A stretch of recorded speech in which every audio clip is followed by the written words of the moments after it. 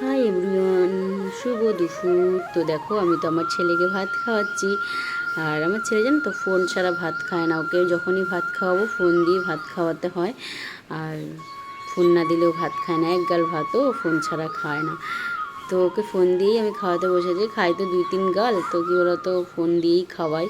এই অভ্যাসটা কতদিনই ছাড়াবো আমি বুঝতে পারছি না। তো আমাদের দুপুরবেলা আছে কি রান্না করেছি, তো দেখো দুপুরবেলা কী বলতো বেশি কিছু করিনি। আজকে সংযোগ, কালকে একাদশী আছে, তো তার জন্য আজকে নিরামিষ রান্না করেছি। নিরামিষ খাই একাদশীর একদিন আগে। তো আজকে রান্না করেছি দেখো, এখানে হলো আলু উচ্ছা ভাজা, আর এটা হলো কচুর শাক ছোলার ডাল দিয়ে, আর এটা হলো কুমড়ো আলুর তরকারি ছোলার ডাল দিয়ে করেছি।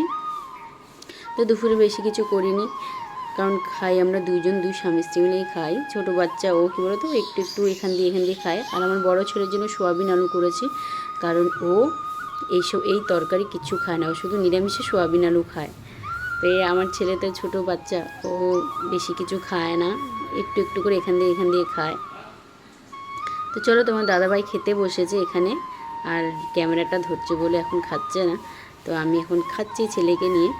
তো টাটা, বাই, ভালো থেকো।